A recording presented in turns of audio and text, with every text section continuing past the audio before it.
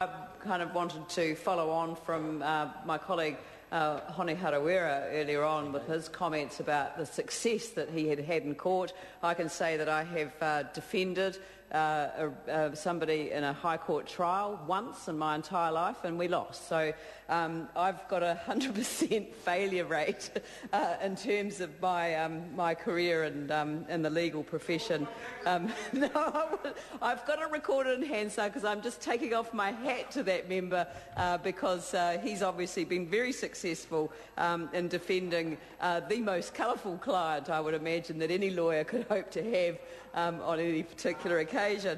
I want to, though, be serious about this because it is a very important matter that we are dealing with here. And I want to repeat that I didn't believe for 1 minute that we would be dealing with the committee stages so soon after the second reading of the bill. And the reason that I didn't think we would be doing this is because of the serious issues that all opposition parties have actually raised about the elements of this legislation that are of concern to us. I'm in the middle of reading a book at the moment called The Rule of Law, written by Tom Bingham, Lord Bingham, and I'm still reading it because I left it here in Wellington, and I've only just picked it up, and I know that several colleagues are lining up now ready to read this book. And Charles Chabelle will be the first one to have it after I've completed it. But I would have brought it here tonight if I had known that this was going to come up on the agenda again today. And the reason that I would have brought it is that it is in a very simple description in book form of what is an incredibly complex set of precedents, history and the law, really, that has come together to protect some fundamental human rights in the rule of law. And we all use that phrase, the rule of law, sort of flicks off the tongue quite easily, but not necessarily, it's not so easy to define. But this book defines it exceptionally well, and it talks about those protections that are put in place to make sure that people are not subject to the arbitrary whims of either a judicial discretion or indeed a lawmaker or a decision maker of any form. And it is a very important principle that we must uphold in this country, and I think that what has been forgotten in this debate is that this is a fundamental part of the rule of law, the right of the victim to confront the accused, and also the right of the defendant to be present in the court. Now that right to be present is actually written out in the Bill of Rights Act here in New Zealand. The right to be present at trial, Section 25E of the New Zealand Bill of Rights Act. It is stated in the law, so I still cannot understand for the life of me how anyone can say that there was nothing to report to this House in terms of Section 7 of the Bill of Rights Act. The absence of an accused from the courtroom is an issue that will have to be confronted because, as the Human Rights Commission addressed in its submission, it is likely to colour any jury's perception of the accused and the trial, regardless of any direction to the contrary from the presiding judge. And this raises serious issues in relation to the right not to be compelled to confess guilt or to testify under Section 25D of the Bill of Rights Act. Now, a number of other comments have been made, and I think my colleague Keith Locke made the point, and I think it's a very good one, about the nature of video presentations and how they can actually colour the proceedings, and they can. And I think that this is a very important point. I recall very clearly talking to somebody actually from Grey Power about what it was like making a submission to the Select Committee by way of ABL. And what they said to me was that they couldn't tell from the exchange over the ABL whether or not their submission was making any connection with the individual. Mr. Chairman. Leanne Dalzell. Mr. Chairman, what they couldn't tell was whether the submission was actually having any impact on the members of Parliament that were hearing the submission, and they felt they were getting a respectful hearing. There weren't people sort of shuffling around or anything like that, but they couldn't read them. They couldn't read the body language down the AVL.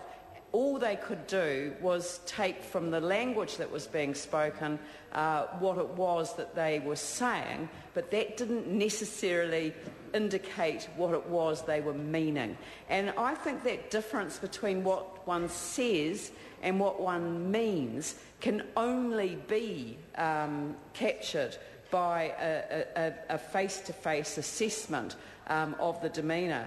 And I think there's an expression in Māori, and I know that I'm going to pronounce it badly, so I apologise for that, but ka nohe te ka nohe, which is face-to-face.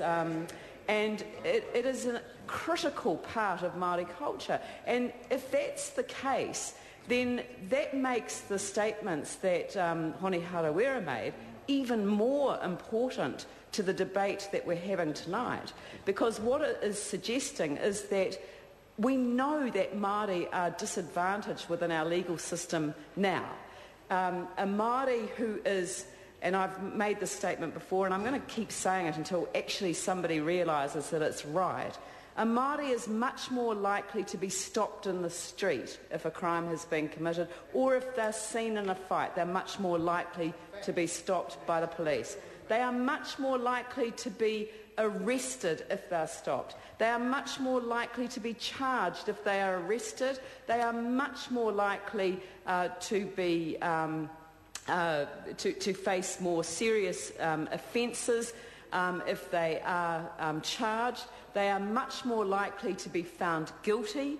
They are much more likely to be sentenced to prison if they are found guilty.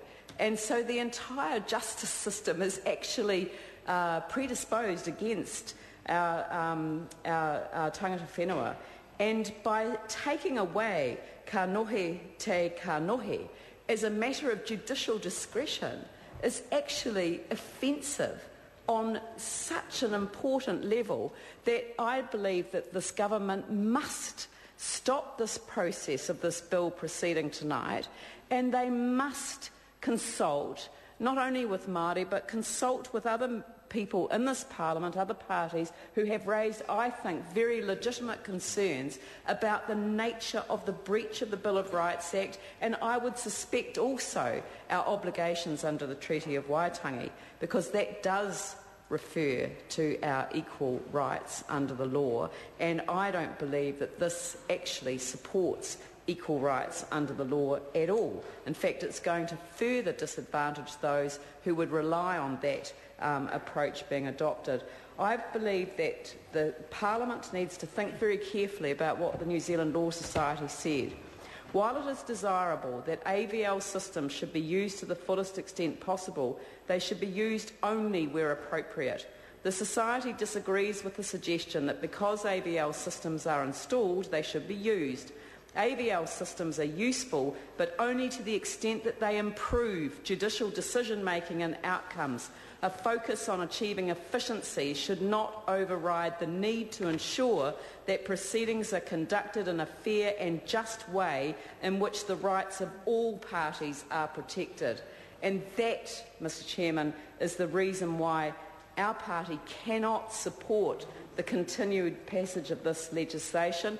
And I believe that if everyone could just take a deep breath, pull this off the order paper tonight and take the time to reflect on how we could make a minor amendment to Section 9. That's all we have to do, and we would have unanimity in the House for the procedural matters where this AVL system would work extremely well and would make the savings that the government is looking to make under these particular circumstances. That, I believe, would satisfy the rule of law, and I believe it would satisfy every party in this Parliament and I believe it would satisfy the objectives that the government set out with legislation designed to save money. But we don't have to save money at the expense of giving up one of the rights